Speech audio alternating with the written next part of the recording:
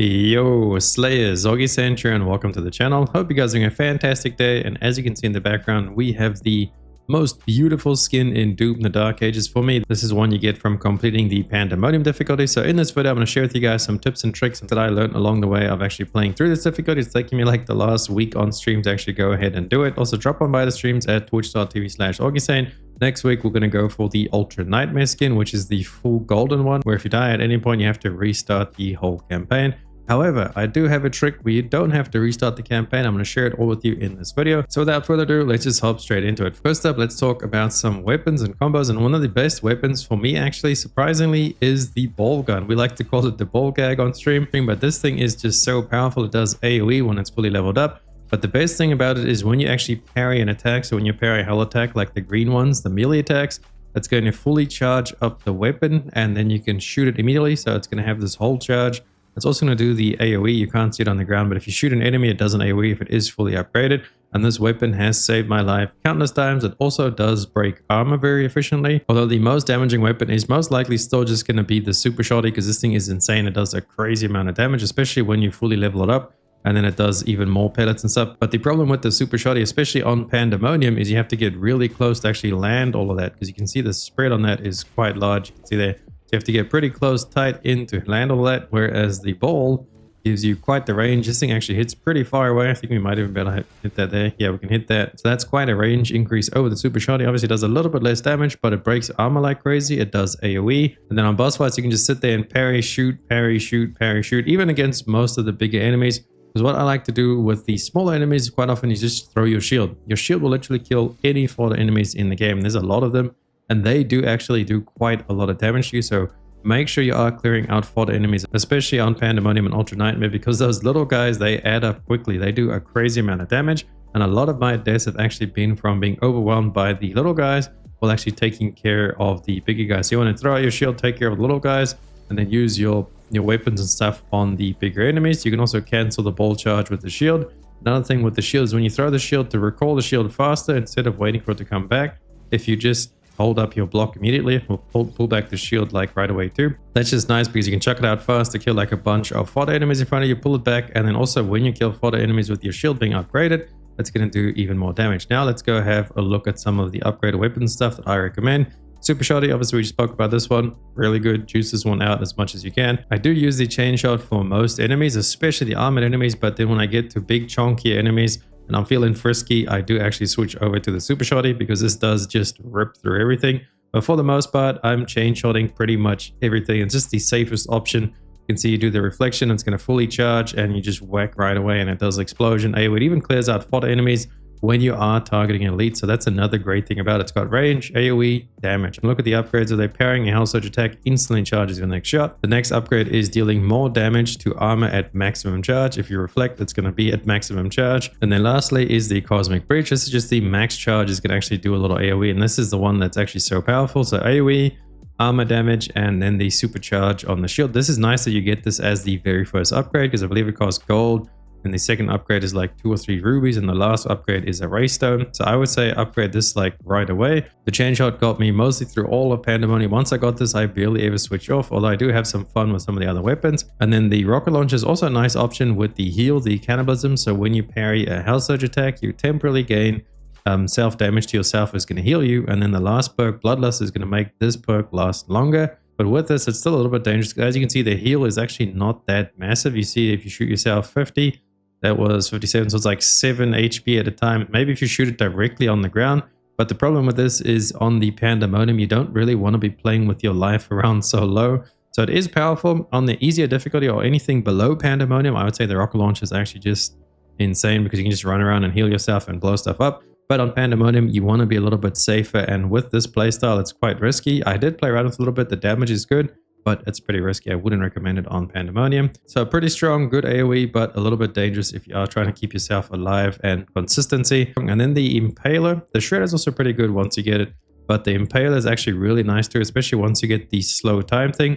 Quite often you can start sniping enemies before they even aggro to you. Like if you're standing up on a ledge or you just come up to a little zone, You can start there and sniping, and you have to aim like way above them, fire your first shot to kind of see where it's going to land. I've sniped out revenants and all kinds of enemies from before even entering the fight, so it's really nice to pick off enemies from afar. And since you do get the impaler early on, it's a pretty decent weapon to get. I highly recommend. Very strong weapon. Accelerator, I didn't use this one for too long.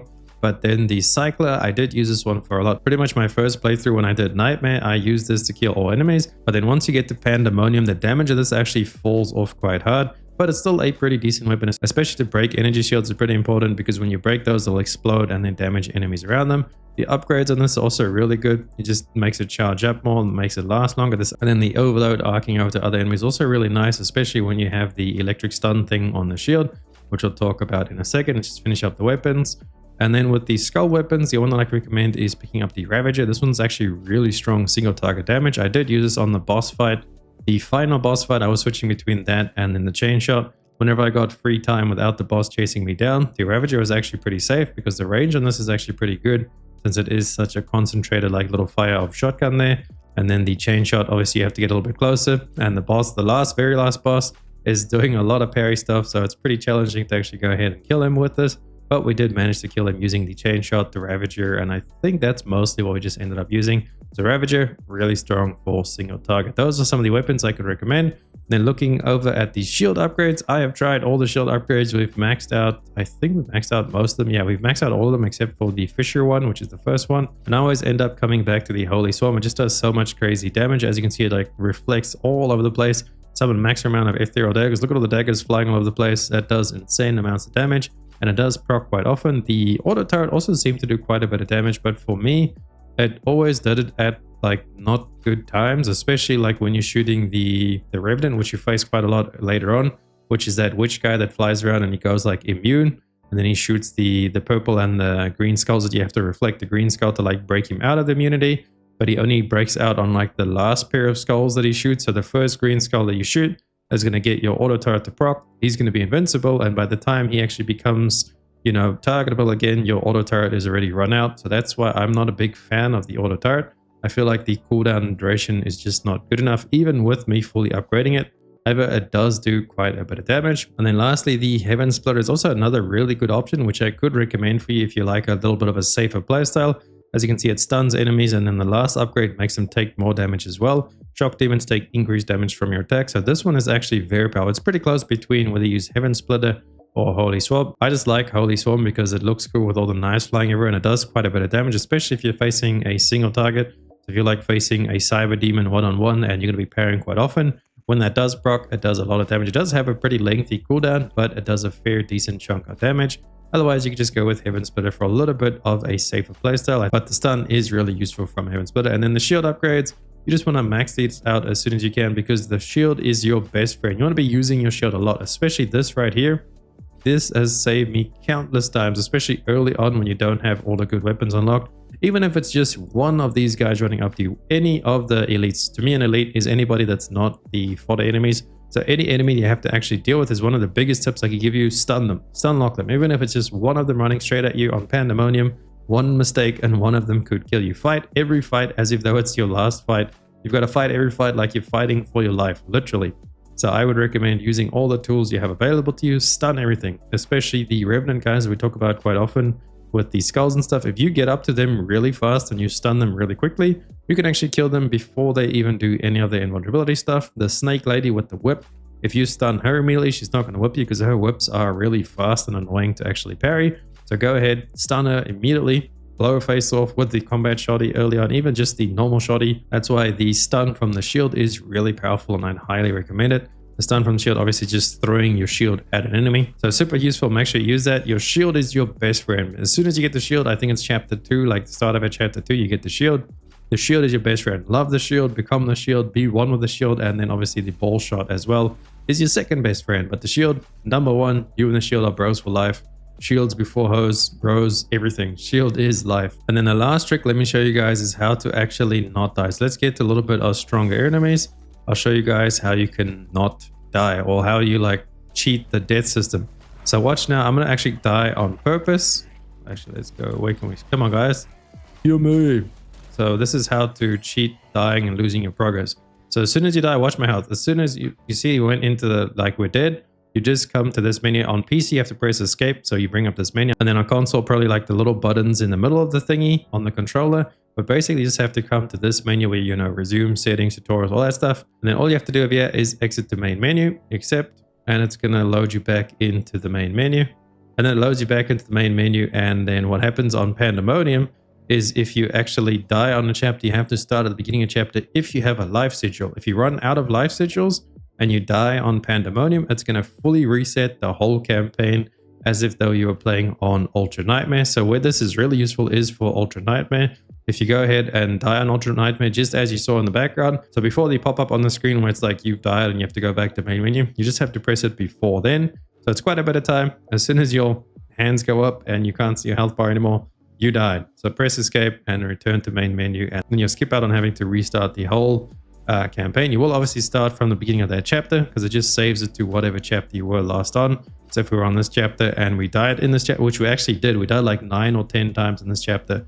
The last 2 chapters for me were the last, and then I think the 10th chapter, Hell, and the last 2 chapters were the hardest 3 chapters for me overall, just because I guess of the enemy types and like how much stuff was coming at once. So those 3 chapters were the worst for me, but make sure you use that trick if you don't want to start over. So that's a nice little trick there, is to avoid having to restart your whole campaign if you are out of life sigils. And then obviously for Ultra Nightmare, if you die at all on Ultra Nightmare, you have to restart. No matter life sigils, they don't work on Ultra Nightmare. So a nice little trick there. And then a nice little tip as well is in your settings, you can actually set auto sprint on.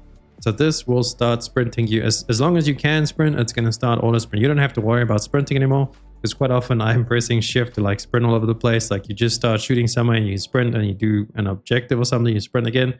So I would say put this on auto sprint. Just a really nice little setting, quality of life. So you don't have to worry about sprint. It's going to automatically start sprinting whenever you can. But that's going to wrap it up for this video. That's just about everything I can think of that helped me really get through the campaign. Main thing, make sure you get the ball gag weapon. That is your best friend. Your shield is a part of you.